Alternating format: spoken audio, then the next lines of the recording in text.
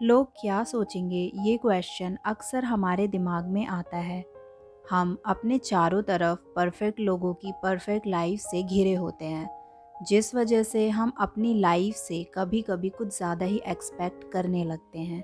इस इफ़ेक्ट को कहते हैं स्टेटस एंजाइटी। नेबर्स क्या सोचेंगे, ये कोई नया क्वेश्चन नहीं है, बट आज इंटरनेट ने सब बदल दिया है। सोशल मीडिया, जिस पर ना चाहते हुए भी आज मोस्टली लोग परफेक्शन के साथ कंपैरिजन करने पर मजबूर हो ही जाते हैं, जिसे अवॉइड करना मुश्किल है। स्टेटस एंजाइटी का रूट होता है जजमेंट्स, आपके बारे में दूसरों की जजमेंट्स, या फिर आप क्या सोचते हैं कि दूसरे लोग आपको किस बेसिस पर जज करेंगे।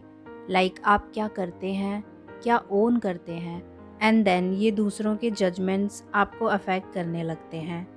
जब आप किसी पार्टी या कहीं और किसी स्ट्रेंजर से मिलते हैं, द वेरी फर्स्ट क्वेश्चन जो पूछा जाता है वो होता है, so what do you do. अब ये डिपेंड करता है आपके आंसर पर। आपका आंसर जितना इम्प्रेसिव होगा, उसी अकॉर्डिंग लोग आप में इंटरेस्ट दिखाते हैं। हम all the time anxious feel करते हैं क्योंकि हम चारों तरफ जजमेंटल लोगों से घिरे हुए हैं। ऐसे लोग जो हमारी प्रोफेशनल आइडेंटिटीज़ लेते हैं, उसे अच्छे से एग्जामिन करते हैं और फिर डिसाइड करते हैं कि एज ए ह्यूमन हम कितने वैल्यूएबल हैं। इन जजमेंटल लोगों का जस्ट ऑपोजिट होती हैं मदर्स। वो हमारे स्टेटस की परवाह नहीं करती, वो हमारी सोल की परवाह करती हैं। बट मोस्ट पीपल हमारी मदर्स नहीं होते, इसलिए हम जजमेंट्स एंड ह्यूमिलिएशंस के बारे में इतना ज़्यादा सोचते रहते हैं। आज हम मटेरियलिस्टिक टाइम्स में रहते हैं, ऐसे टाइम में जहां इमोशनल रिवॉर्ड्स को मटेरियलिस्टिक चीज़ों के एक्विजिशन से जोड़ा जाता है। जितने मटेरियलिस्टिक आप होंगे, उतनी ही अटेंशन आपको मिलेगी। जब लोग money, big jobs, fancy cars के पीछे भागते हैं, उस वक्त एक्चुअल में वो जो सबसे ज़्यादा चाहते हैं होता है attention and respect from other people. Next time अगर आप किसी इंसान को अपनी चीज़ें शो ऑफ करते देखें, तो डोंट थिंक वो ग्रीडी हैं।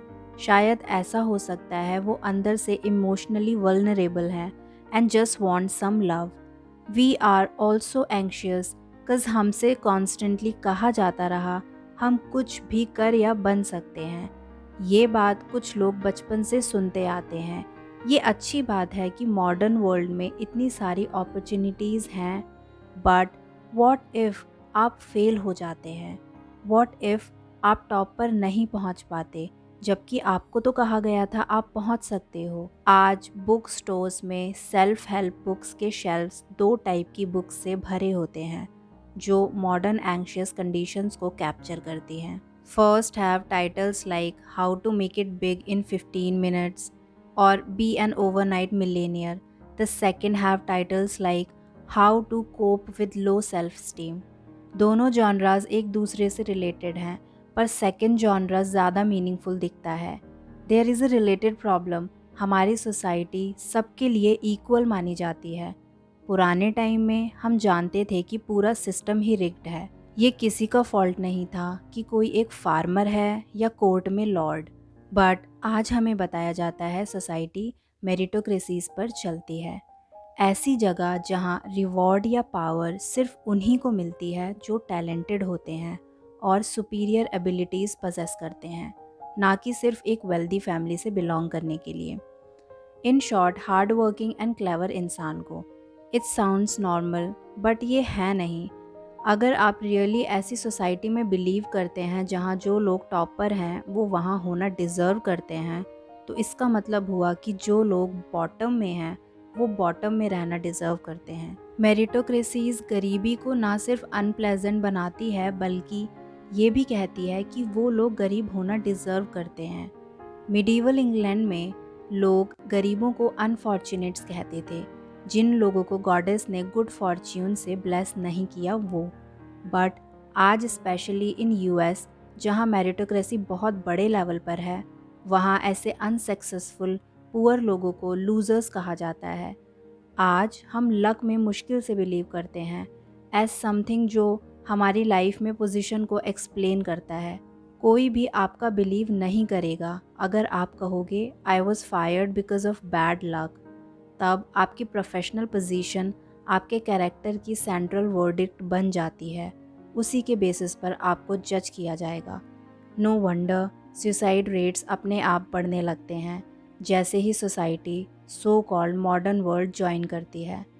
अब क्वेश्चन आता है, हम इस सब से कैसे डील कर सकते हैं। सबसे पहले ये एक्सेप्ट ना करें कि कोई भी सोसाइटी मेरिटोक्रेटिक हो सकती है।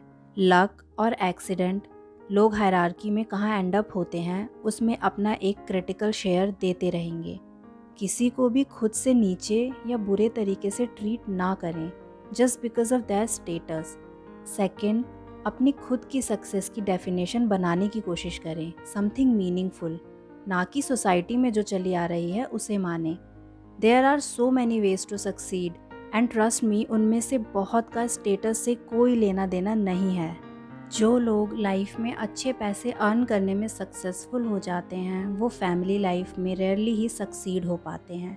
It's a fact. नेक्स्ट, हमें खुद को आउटर अचीवमेंट्स स्टेटस के बेसिस पर डिफ़ाइन करना छोड़ना होगा, क्योंकि एक अच्छा इंसान सिर्फ अपने स्टेटस के बेसिस पर अच्छा नहीं होता, और भी चीज़ें मायने रखती हैं और वही सबसे इम्पॉर्टेंट है।